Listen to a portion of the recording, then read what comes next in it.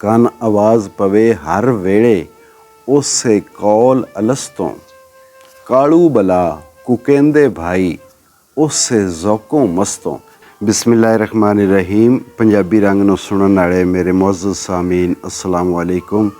ਸੱਜਣੋ, ਅੱਜ ਦੀ ਕਿਸ਼ਤ ਬੜੀ ਖਾਸ ਹੋਣ ਵਾਲੀ ਹੈ ਕਿਉਂਕਿ ਸਾਰੀਆਂ ਕਿਸ਼ਤਾਂ ਵਿੱਚ ਰਹਿਤਰ ਦੀ ਗੱਲ ਚੱਲਦੀ ਪਈ ਹੈ ਤੇ ਮੇਰੇ ਢੇਰ ਸਾਰੇ ਸੁਣਨ ਵਾਲੇ ਜਿਹੜੇ ਨੇ ਉਹ ਇਸ ਕਿਸੇ ਦੇ ਰੂਹਾਨੀ ਪਹਿਲੂ ਨੂੰ ਵੀ ਸੁਣਨਾ ਚਾਹੁੰਦੇ ਨੇ।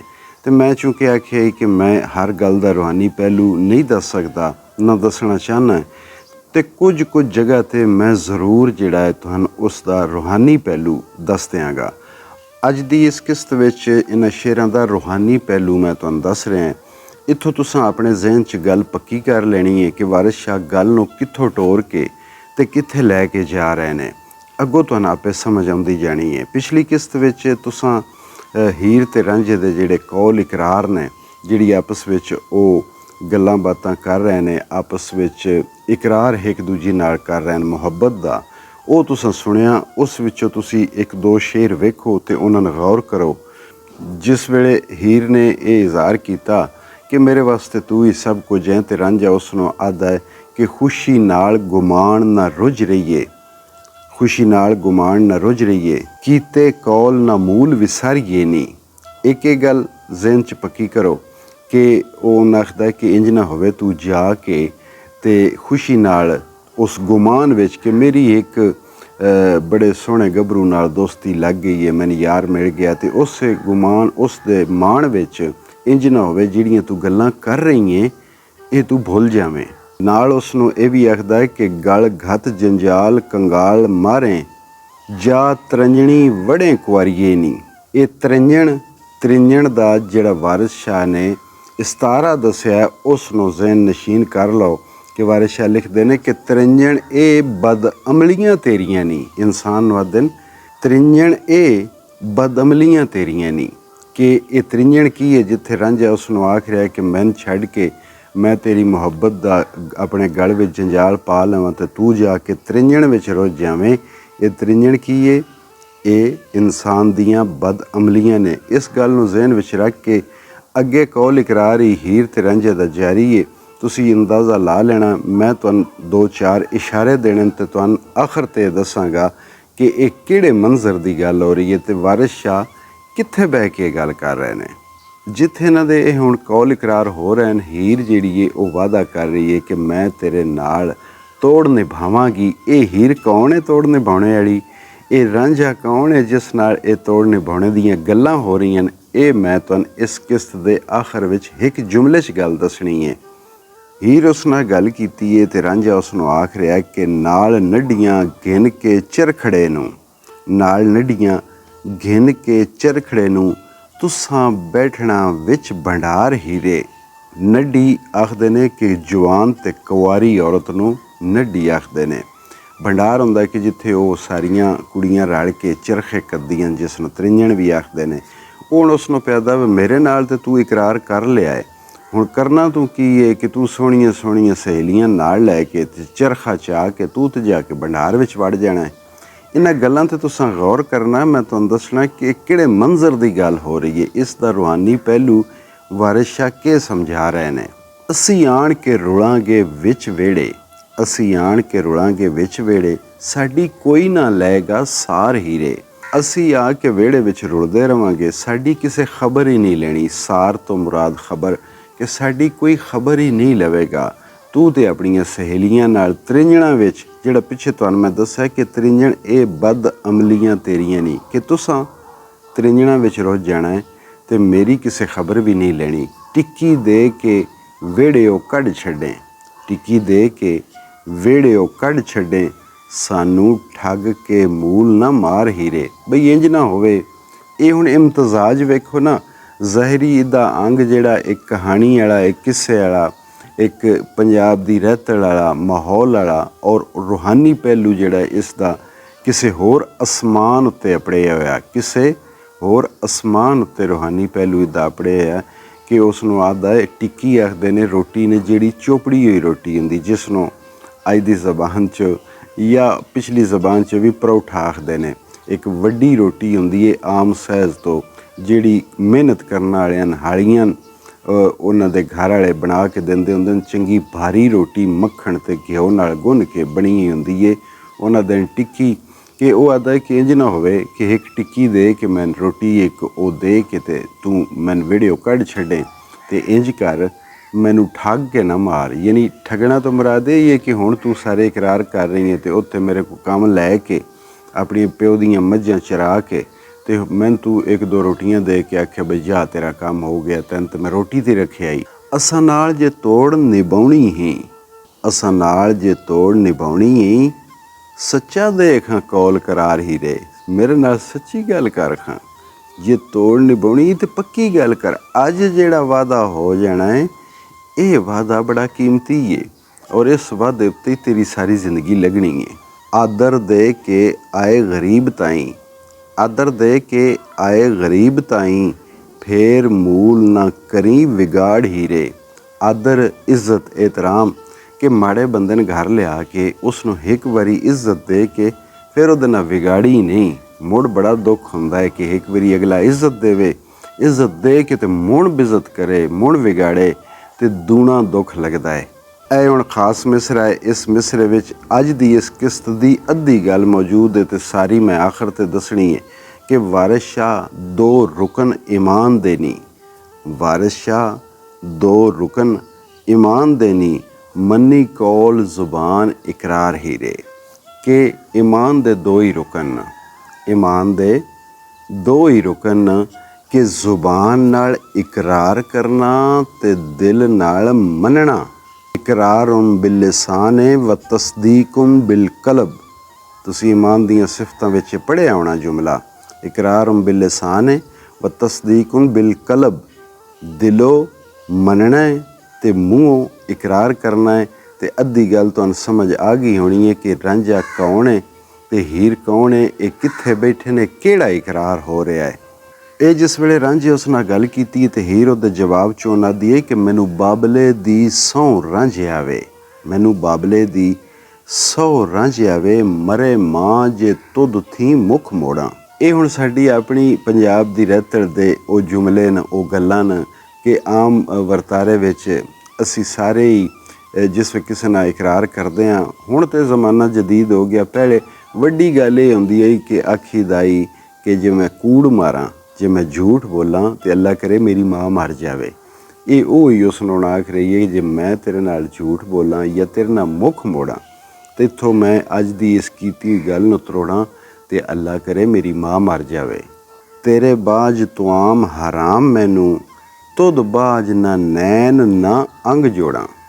ਕਿ ਅੱਜ ਤੋਂ ਪਿੱਛੇ ਮੈਂ ਇਹ ਵਾਅਦਾ ਕਰਦੀ ਹਾਂ ਕਿ ਤੇਰੇ ਤੋਂ ਬਗੈਰ ਮੇਰੇ ਉੱਤੇ ਰੋਟੀ ਦਾ ਨਿਵਾਲਾ ਵੀ ਹਰਾਮ ਹੈ।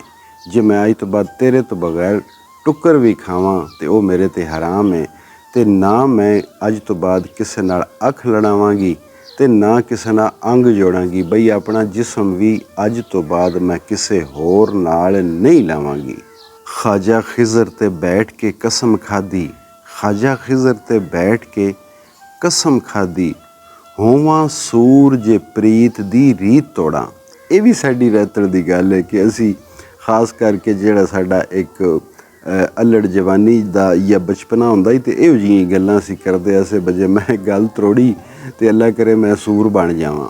ਉਹ ਆਦੀ ਹੈ ਕਿ ਖਾਜਾ ਖਿਜ਼ਰ 'ਤੇ ਬੈਠ ਕੇ ਕਸਮ ਖਾਧੀ। ਖਾਜਾ ਖਿਜ਼ਰ ਤੋਂ ਮੁਰਾਦ ਇਹ ਆ ਕਿ ਆਖਦੇ ਨੇ ਨਾ ਕਿ ਪਾਣੀ ਦੇ ਉੱਤੇ ਖਾਜਾ ਖਿਜ਼ਰ अलैहिस्सलाम ਦੀ ਬਾਦਸ਼ਾਹੀ ਹੈ ਤੇ ਇਹ ਹੁਣ ਦਰਿਆ ਦੇ ਕਿਨਾਰੇ ਚੁੱਕੇ ਬੈਠਣ, ਚਨਾਹ ਦੇ ਕਿਨਾਰੇ, ਤੇ ਉਸ ਚਨਾਹ ਦੇ ਪਾਣੀ ਦੀ ਵਜ੍ਹਾ ਤੋਂ ਇਹ ਉਹ ਖਾਜਾ ਖਿਜ਼ਰ ਦੀ ਕਸਮ ਚਾਹ ਰਹੀ ਹੈ ਕਿ ਮੈਂ ਜੇ ਇਸ ਪ੍ਰੀਤ ਦੀ, ਇਸ ਪਿਆਰ ਦੀ ਰਸਮ ਨੂੰ ਮੈਂ ਤਰੋੜਾਂ ਤੇ ਅੱਲਾ ਕਰੇ ਮੇਰੀ ਸ਼ਕਲ ਸੂਰ ਜਿਹੀ ਹੋ ਜਾਵੇ।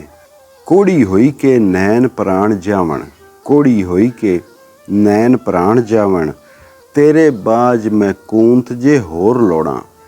ਕੋੜੀ ਦੋ ਮਾਨਿਆਂ 'ਚ ਹੁੰਦੀ ਹੈ ਕਿ ਕੋਈ ਜ਼ਮਾਨਾ ਪਹਿਲੇ ਇੱਕ ਕੋੜ ਦੀ ਬਿਮਾਰੀ ਆਈ।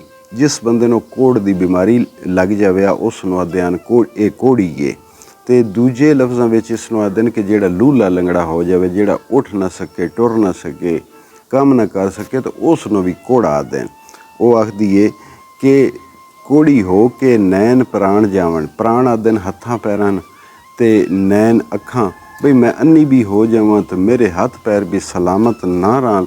ਜੇ ਉਹ ਆਦੀ ਹੈ ਕਿ ਤੇਰੇ ਬਾਜ ਕੂੰਤ ਜੇ ਹੋਰ ਲੋੜਾਂ, ਕੂੰਤ ਖਾਵੰਦ ਹੁੰਦਾ ਹੈ, ਖਾਵੰਦ ਤੋਂ ਮੁਰਾਦ ਮਾਲਕ ਹੁੰਦਾ ਹੈ ਕਿ ਤੇਰੇ ਤੋਂ ਇਲਾਵਾ ਮੈਂ ਕੋਈ ਹੋਰ ਹੁਣ ਖਾਵੰਦ ਢੂੰਢਾਂ ਤੇ ਮੈਂ ਕੋੜੀ ਹੋਵਾਂ। ਆਪਣੇ ਆਪ ਨੂੰ ਬਦਦੁਆਵਾਂ ਦੇ ਰਹੀ ਹੈ ਕਿ ਮੈਂ ਕੋੜੀ ਹੋ ਜਾਵਾਂ, ਮੇਰੇ ਹੱਥ ਪ੍ਰਾਣ ਜਿਹੜੇ ਨੇ, ਮੇਰੇ ਨੈਣ ਪ੍ਰਾਣ ਉਹ ਕੰਮ ਕਰਨਾ ਛੱਡ ਦੇਣ, ਮੈਂ ਕੋੜੀ ਹੋ ਜਾਵਾਂ।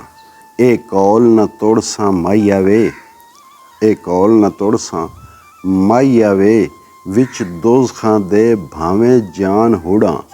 ਉਹ ਆਦੀ ਹੈ ਕਿ ਇਹ ਜਿਹੜਾ ਮੈਂ ਅੱਜ ਤੇਰੇ ਨਾਲ ਇਕਰਾਰ ਕਰ ਲਿਆ ਹੈ, ਇਹ ਕੌਲ ਮੈਂ ਕਦੀ ਨਹੀਂ ਤੋੜਾਂਗੀ, ਭਾਵੇਂ ਮੇਰੀ ਜਾਨ ਦੋਜ਼ਖਾਂ ਵਿੱਚ ਸੜੇ ਪਈ, ਮੈਂ ਇਹ ਇਕਰਾਰ ਨਹੀਂ ਤੋੜਾਂਗੀ।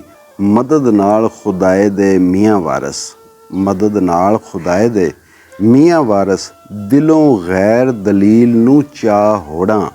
ਕਿ ਅੱਜ ਮੈਂ ਵਾਅਦਾ ਕਰਦੀ ਹਾਂ ਕਿ ਤੇਰੇ ਤੋਂ ਸਿਵਾ ਕਿਸੇ ਗੈਰ ਦੀ ਦਲੀਲ ਵੀ ਮੇਰੇ ਦਿਲ ਵਿੱਚ ਨਹੀਂ ਆਵੇਗੀ, ਕਿਸੇ ਗੈਰ ਦਾ ਖਿਆਲ ਵੀ ਮੇਰੇ ਦਿਲ ਵਿੱਚ ਨਹੀਂ ਆਵੇਗਾ। ਇਹ ਹੁਣ ਇਕਰਾਰ ਪਈ ਕਰਦੀ ਏ, ਔਰ ਇਹ ਕਿਹੜਾ ਇਕਰਾਰ ਹੈ ਇਹ ਮੈਂ ਤੁਹਾਨੂੰ ਬਾਅਦ ਵਿੱਚ ਜ਼ਰੂਰ ਦੱਸਦਾ।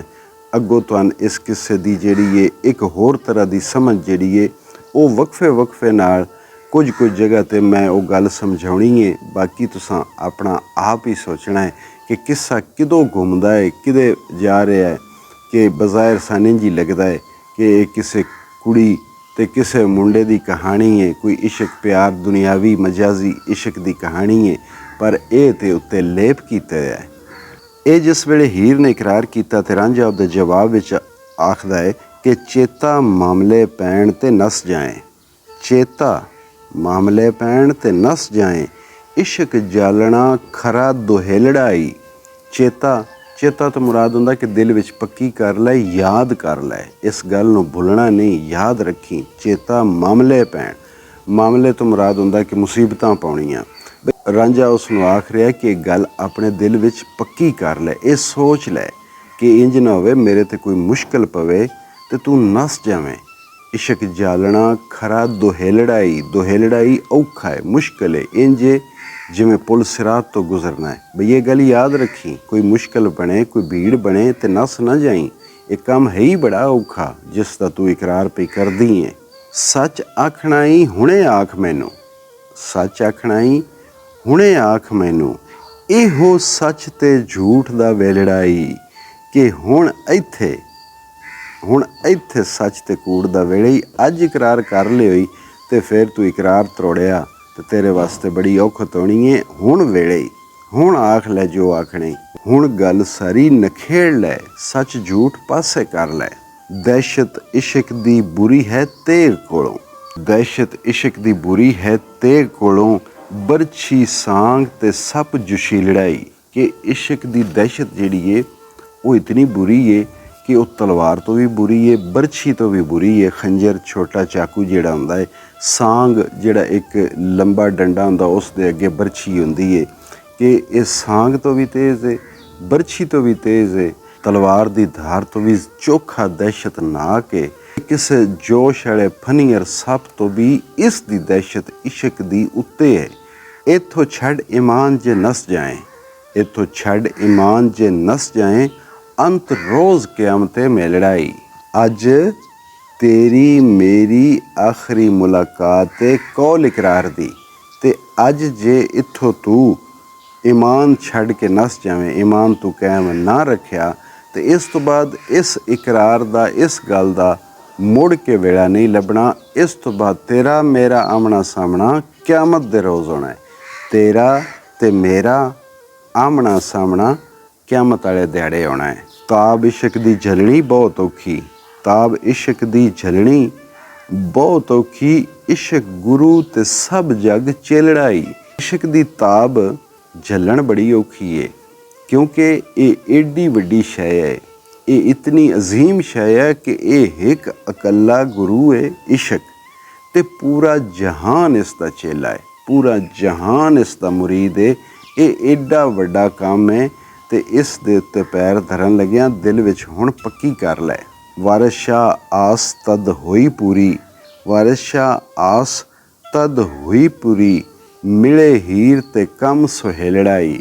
ਕਿ ਹੀਰ ਮਿਲ ਜਾਵੇ ਤੇ ਕੰਮ ਚੰਗਾ ਹੈ, ਕੰਮ ਸੋਹਣਾ ਹੋ ਪੈਂਦਾ ਹੈ। ਹੁਣ ਇਹਨਾਂ ਦਾ ਉਹ ਕੌਲ ਇਕਰਾਰ ਹੋ ਗਿਆ ਤੇ ਹੁਣ ਹੀਰ ਜਿਹੜੀ ਏ ਇਸ ਨੂੰ ਲੈ ਕੇ ਰਾਂਝਣ ਜਾ ਰਹੀ ਏ ਆਪਣੇ ਪਿਓ ਕੋਲ।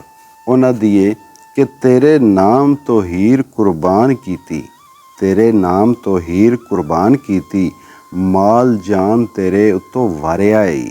ਪਾਸਾ ਜਾਣ ਕੇ ਸੀਸ ਮੈਂ ਲਾਈ ਬਾਜ਼ੀ, ਪਾਸਾ ਜਾਣ ਕੇ ਸੀਸ ਮੈਂ ਲਾਈ ਬਾਜ਼ੀ, ਤੁਸਾਂ ਜਿੱਤਿਆ ਤੇ ਅਸਾਂ ਹਾਰਿਆ ਈ। ਪਾਸਾ ਜਿਹੜੀ ਖੇਡ ਏ ਉਹ ਆਦੀ ਹੈ ਕਿ ਮੈਨੂੰ ਪਤਾ ਹੈ ਇਹ ਜਿਹੜੀ ਖੇਡ ਏ, ਇਹ ਜਿਹੜੀ ਪਾਸੇ ਦੀ ਖੇਡ ਏ, ਇਹਦੇ ਵਿੱਚ ਸਿਰ ਦੀ ਬਾਜ਼ੀ ਲੱਗਦੀ ਏ, ਪਰ ਮੈਂ ਇਹ ਬਾਜ਼ੀ ਲਾ ਦਿੱਤੀ ਏ ਤੇ ਤੂੰ ਜਿੱਤ ਵੀ ਲਈ ਏ, ਮੈਂ ਹਾਰ ਗਈ ਹਾਂ। ਤੂੰ ਇਹ ਬਾਜ਼ੀ ਜਿਹੜੀ ਮੈਂ ਸਿਰ ਦੀ ਬਾਜ਼ੀ ਲਾਈ ਏ, ਮੈਨੂੰ ਪਤਾ ਹੀ ਇਹਦੇ ਪਿੱਛੇ ਮੇਰੇ ਵਾਸਤੇ ਮੁਸ਼ਕਿਲਾਂ ਵੀ ਆਉਣੀਆਂ, ਮੇਰੇ ਵਾਸਤੇ ਤਾਨੇ ਮਿਹਣੇ ਵੀ ਆਉਣੇ ਨੇ, ਮੇਰੇ ਵਾਸਤੇ ਬੜੇ ਬੜੇ ਮਾਮਲੇ ਪਾਉਣੇ ਨੇ। ਮੈਨੂੰ ਪਤਾ ਹੀ ਕਿ ਇਹ ਬਾਜ਼ੀ ਜਿਹੜੀ ਏ ਇਹ ਸਿਰ ਦੀ ਬਾਜ਼ੀ ਏ, ਪਰ ਮੈਂ ਲਾ ਦਿੱਤੀ ਤੇ ਤੂੰ ਜਿੱਤ ਵੀ ਗਿਆ, ਮੈਂ ਹਾਰ ਵੀ ਗਈ।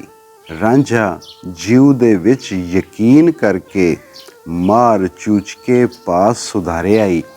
ਰਾਂਝੇ ਹੁਣ ਉਹਦੀ ਗੱਲ ਦਾ ਦਿਲ ਵਿੱਚ ਯਕੀਨ ਕਰ ਲਿਆ ਤੇ ਹੁਣ ਉਹ ਟੁਰ ਗਿਆ ਹੈ ਮਾਰ ਚੂਚਕ ਕੋਲ, ਉਸ ਹੀਰ ਦੇ ਨਾਲ ਟੁਰ ਕੇ ਤੇ ਮਾਰ ਚੂਚਕ ਕੋਲ ਅੱਪੜ ਗਿਆ ਕਿ ਅੱਗੇ ਪੈਂਚਣੀ ਹੋ ਕੇ ਹੀਰ ਚੱਲੀ, ਕੋਲ ਰਾਂਝੇ ਨੂੰ ਆਣ ਖਿਲਾਰਿਆ ਈ। ਪੈਂਚਣੀ ਪੈਂਚ ਦੀ ਮੁਅੰਨਸ ਕਿ ਹੁਣ ਉਹ ਚੁਦਰਾਣੀ ਤੇ ਸਰਦਾਰਨੀ ਬਣ ਕੇ ਅੱਗੇ ਬਾਹਾਂ ਮਾਰਦੀ ਪਿੱਛੇ ਰਾਂਝਣ ਲਾਇਆ ਤੇ ਗਈ ਹੈ ਆਪਣੇ ਪਿਓ ਦੇ ਕੋਲ ਜਾ ਕੇ ਉਸ ਨੂੰ ਖਿਲਾਰਿਆ ਹੈ। ਕਰਕੇ ਕਸਮ ਸੁਗੰਧ ਇਕਰਾਰ ਸੱਚਾ, ਇਹੋ ਕੌਲ ਜ਼ੁਬਾਨ ਪੁਕਾਰਿਆ ਈ। ਵਾਰਿਸ ਸ਼ਾਹ ਹੁਣ ਵੇਖ ਲੈ ਹੀਰ ਜੱਟੀ, ਕਿ ਇਸ਼ਕ ਦਾ ਮਕਰ ਪਸਾਰਿਆ ਈ। ਇਹ ਹਿੱਸਾ ਮੁਕੰਮਲ ਹੋਇਆ ਤੇ ਸੱਜਣੋ ਮੈਂ ਤੁਹਾਨੂੰ ਇਹ ਦੱਸ ਦੇਣਾ ਹੈ ਕਿ ਕੌਲ ਇਕਰਾਰ ਕਿਹੜਾ ਹੈ, ਇਹ ਹੀਰ ਕੌਣ ਹੈ, ਇਹ ਰਾਂਝਾ ਕੌਣ ਹੈ।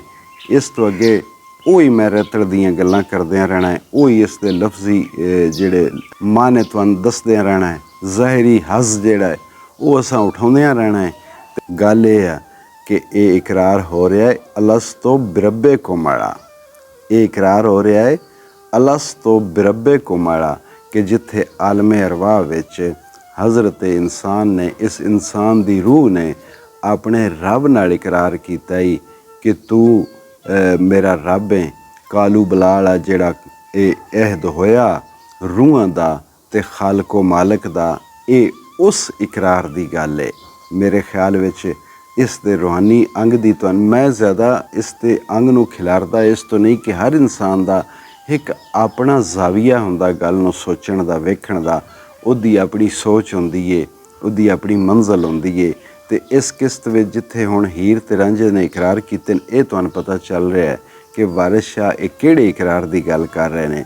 ਇਹ ਇਕਰਾਰ ਹੈ ਆਲਮੇ ਅਰਵਾਹ ਵਿੱਚ ਰੂਹਾਂ ਦਾ ਤੇ ਖਾਲਕ ਮਾਲਕ ਦਾ, ਅੱਲਾਹ ਪਾਕ ਦਾ। ਜਿੱਥੇ ਕਾਲੂ ਬਲਾ ਵਾਲਾ ਇਕਰਾਰ ਹੋਇਆ ਤੇ ਸਾਰੀਆਂ ਰੂਹਾਂ ਇਹ ਇਕਰਾਰ ਕੀਤਾ, ਇਹ ਉਸ ਇਕਰਾਰ ਦੀ ਗੱਲ ਹੋ ਰਹੀ ਹੈ ਜਿਹੜਾ ਅਸੀਂ ਸਾਰੇ ਕਰਕੇ ਆਪਣੇ ਖਾਲਕ ਨਾਲ ਇਸ ਜਹਾਨ ਤੇ ਆਏ ਹਾਂ। ਇੱਦਾਂ ਮੈਂ ਤੁਹਾਨੂੰ ਇੱਕ ਹੋਰ ਵੀ ਇਸ਼ਾਰਾ ਇਹ ਦੱਸ ਦੇਣਾ ਹੈ ਕਿ ਹੁਣ ਉਹ ਲੈ ਕੇ ਆਈਏ ਉਸ ਕੋਲ ਮਾਰ ਚੂਚਕ ਕੋਲ, ਤੇ ਮਾਰ ਚੂਚਕ ਇਸਤਾਰਾ ਕਿਸ ਚੀਜ਼ ਦਾ ਨੇ? ਵਾਰਿਸ ਸ਼ਾਹ ਲਿਖਦੇ ਨੇ ਕਿ ਮਲਕੀ ਚੂਚਕ ਨੇ ਫਿਕਾ ਅਸੂਲ ਦੋਵੇਂ, ਕਿ ਜਦੋਂ ਰੂਹਾਂ ਦਾ ਇਕਰਾਰ ਹੋ ਗਿਆ ਤੇ ਉੱਥੋਂ ਰੂਹਾਂ ਆਈਆਂ ਆ ਕੇ ਤੇ ਉਹਨਾਂ ਨੂੰ ਪੇਸ਼ ਹੋਣਾ ਪਿਆ ਫਿਕਾ ਤੇ ਅਸੂਲ ਦੇ ਸਾਹਮਣੇ। ਹੁਣ ਉਹ ਫਿਕਾ ਤੇ ਅਸੂਲ ਦੇ ਸਾਹਮਣੇ ਆ ਗਿਆ ਹੈ ਮਾਰ ਚੂਚਕ ਜਿਹੜਾ ਇਸਤਾਰਾ ਹੈ ਫਿਕਾ ਅਸੂਲ ਦਾ। ਅਗਲੀ ਗੱਲ ਹੁਣ ਮਾਰ ਚੂਚਕ ਦੀ ਤੇ ਰਾਂਝੇ ਦੀ ਹੋਣੀ ਹੈ, ਉਹ ਹੁਣ ਅਗਲੀ ਕਿਸ਼ਤ ਵਿੱਚ ਤੁਸੀਂ ਸੁਣਿਓ ਤੇ ਜ਼ਰੂਰ ਮੈਨੂੰ ਦੱਸਿਆ ਵੀ ਕਰੋ ਕਿ ਕਿਆ ਤੁਹਾਨੂੰ ਇਹਦੇ ਵਿੱਚ ਲੁਤਫ ਆ ਰਿਹਾ ਹੈ ਜਾਂ ਨਹੀਂ, ਕਿਉਂਕਿ ਮੇਰੇ ਹਿਸਾਬ 'ਚੋਂ ਅੱਗੇ ਇਸ ਤਰ੍ਹਾਂ ਪੂਰੀ ਹੀਰ ਵਾਰਿਸ ਸ਼ਾਹ ਸੋਸ਼ਲ ਮੀਡੀਆ 'ਤੇ ਮੈਂ ਬੜੀ ਕੋਸ਼ਿਸ਼ ਕੀਤੀ ਹੈ, ਮੈਨੂੰ ਉਸ ਹਿਸਾਬ ਨਾਲ ਨਹੀਂ ਮਿਲੀ ਕਿ ਇੱਕ ਅੱਖਰ ਦੀ ਗੱਲਬਾਤ ਹੋਵੇ।